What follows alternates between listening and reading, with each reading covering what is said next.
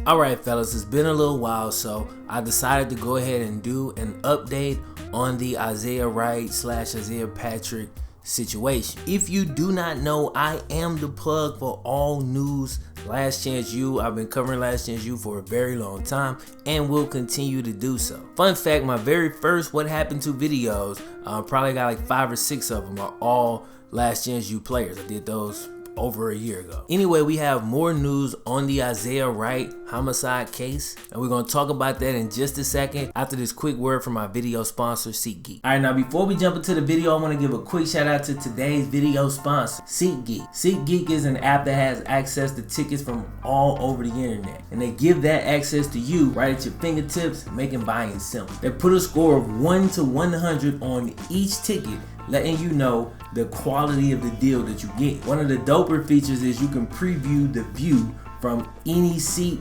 that you may be selecting. That way you already know what it's gonna look like before you even get there. So if you plan on attending any game, click the link in the description, download the app, and make sure you use my code FlemLo for $20 off your first purchase. So if you're not up to date on this, Isaiah Wright and his older brother Camion Patrick were both arrested in connection to a homicide case. The original report that came out said Isaiah, his brother, and 2 other guys, Keyshawn Hopewell and Tevon Green, all planned to meet the victim, whose last name is Radford. They planned to meet him and sell him some weed. Now the thing about it is though, Isaiah and his brother didn't get into the car. They actually stayed behind. They were actually standing behind a building waiting for the situation to go down. The 2 guys who did get into the car ended up robbing the victim, which I think was the initial plan, and then the report says that one of the 2 of them murdered him. Now it's a terrible situation, man. Somebody lost their life over something very, very simple, and it's one of those things that kind of sucks, man. A lot of times when resources are scarce, or if we feel like resources are scarce, we resort to things like this, man. And maybe they felt like dude was an easy target and they were gonna just rob him. I don't know what happened to make it go left, or if that was the plan all along. I really have no idea. Either way, all 4 guys, including Isaiah and his brother Camion, were all eventually arrested in connection to the murder.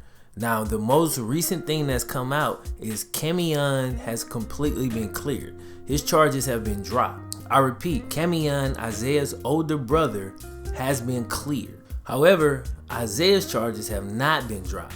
His is actually going to be sent to a grand jury to determine whether he's guilty or what he's guilty of, or whether he's innocent. And some reports are saying that maybe the cause of that is the fact that they're saying Isaiah's story has been inconsistent. So at this time, we still have no idea what the future holds for Isaiah. Like I said though, the charges versus his older brother Camion have been dropped, and Camion was suspended from the University of Indiana when he was arrested, because it's university policy that any student charged with a serious felony is to be immediately suspended. So at this time, he's trying to re-enroll into Indiana, and because the charges were dropped, maybe that means he gets back in. He's trying to go ahead and graduate, which I think is going to be critical, man. And it's one of those situations where I just feel like, you know, rest in peace to the victim, man.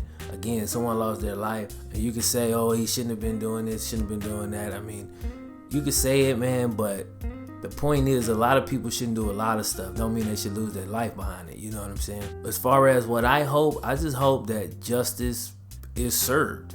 You know, that if Isaiah indeed didn't have anything to do with it, that truth comes out, and he's not punished for something he didn't do. The way the story sounds, it doesn't sound like he had anything to do with the homicide itself. If he had knowledge of it and lied about it, or if he helped plan it, you know, all of those things, you can still face charges for that as well.